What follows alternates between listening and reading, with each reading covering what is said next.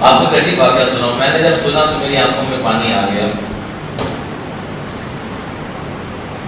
امام الحرمین الشریفین بلکہ امام ائمۃ الحرمین بیت اللہ اور مسجد نبوی کے جتنے امام ہیں، بلکہ پورے سعودیہ کے جتنے امام ہیں اس وقت، پورے سعودیہ میں جتنے دینی کام مذہبی امور کے جو بڑے ہیں، ان کا نام ہے شیخ عبد الرحمن السدیس. جنہیں جمشید مرحوم اللہ کی قبر پہ کروڑوں رحمت نازل کرے. تو میں بیٹھا میں نے سب پوچھا کہ دنیا میں سب سے خوبصورت آواز کن لوگوں کی؟ اس کا موسیقی سے تعلق تھا. کہنے لگا ملیشیا کے لوگوں کی آواز بڑی پیاری ہے. میں نے کہا اور؟ کہنے لگا عرب اس سے بھی بڑھ کر ہے.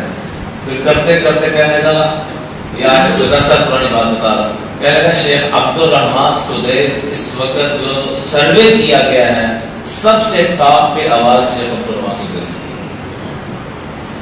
وہ میں نے یوں سامنے بیٹھ کے ان سے کئی دفعہ یہ واقعہ سنا. فرمانے لگے کہ گھر کے اندر میں غربت اتنی تھی کہ بعض دفعہ کھانا بھی نہیں پکتا تھا. یہ کوئی صدی پرانی بات نہیں کر رہا ہوں، اپنا واقعہ وہ خود بیان کر رہے ہیں کہ ہمارے گھر میں غربت اتنی کہ بعض دفعہ 2 وقت کی روٹی بھی نہیں پکتی تھی.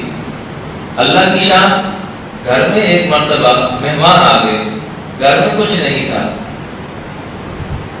والدہ نے ادھار مانگ کر ہمسائے سے ادھار لے کر کھانا بنایا اور دسترخوان لگانے کے لیے گئی. تو مجھے کیا شرارت سوچی، چھوٹے بچے تھے، مجھے کیا شرارت سوچی، مٹی اٹھائی اور ہڈیا کے اندر ڈال دی. بچے تھے. ماں جب آئی تو باقی بہن بھائی سے پوچھی کیا ہوا؟ انہوں نے کہا جی اس کی شرارت ہے.